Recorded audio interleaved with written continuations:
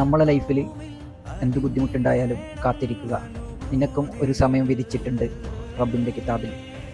ഈ അടുത്തൊരു സംഭവം കണ്ടപ്പോൾ നമ്മളുടെ ജീവിതത്തിൽ വളരെ ഇമ്പോർട്ടൻ്റ് ആയ ഒരു വേർഡിനെ കുറിച്ച് ഓർത്തുപോയി.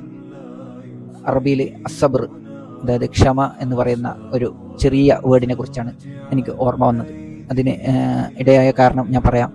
അതിനു മുമ്പ് ഇസ്ലാമിൽ പറയുന്നുണ്ട് അസബറു നിസ്ഫുലിമാൻ, അതായത് ക്ഷമ വിശ്വാസത്തിൻ്റെ പകുതിയാണ്. ഖുർആനിൽ പറയുന്നുണ്ട് ഇന്നല്ലാഹ മഅസ്സാബിരീൻ, ദൈവം ക്ഷമിക്കുന്നവരോടൊപ്പമാണ് എന്ന്. അപ്പോൾ നമ്മൾ പലപ്പോഴും പരാജയപ്പെട്ടു പോകുന്ന ഒരു കാര്യമാണ് ക്ഷമ. എന്നെ ഈ വാക്ക് ഓർമ്മിപ്പിച്ചത് ഈ അടുത്ത് ഞാൻ മനാമയിലെ സെൻട്രൽ മാർക്കറ്റ് പോയപ്പോൾ ഒരു അറബി, വയസ്സനായ അറബി ഫുട്പാത്തിൽ അദ്ദേഹത്തിൻ്റെ കാറ് കയറ്റി വെച്ചു. അപ്പോൾ അദ്ദേഹം വന്നത് എടുക്കുന്ന സമയത്ത് പുറകിൽ നിന്ന് 1-2 ആൾക്കാർ കാറിൽ ഹോർൺ അടിക്കാൻ തുടങ്ങി.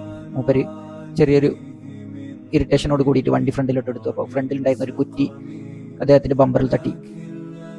മൂപ്പര് ആ ശബ്ദം കേട്ടപ്പോൾ ഇറങ്ങി നോക്കിയില്ല, കാരണം ബാക്കിൽ നിന്നുള്ള ഈ ഹോർണടി കാരണം. മൂപ്പര് വീണ്ടും റിവേഴ്സ് എടുത്തു, വീണ്ടും തട്ടി. ഇപ്പോൾ ബാക്കിലുള്ളവർ വീണ്ടും ഹോർണടിച്ചു. മൂപ്പര് ദേഷ്യത്തിൽ വീണ്ടും വണ്ടി എടുത്തു, വീണ്ടും ബമ്പറിൽ തട്ടി ടയറിൽ കയറി. ടയർ പൊട്ടി. മൂപ്പര് പൊട്ടിയ ടയറുമായിട്ട് ഫ്രണ്ടിലോട്ട് പോയി.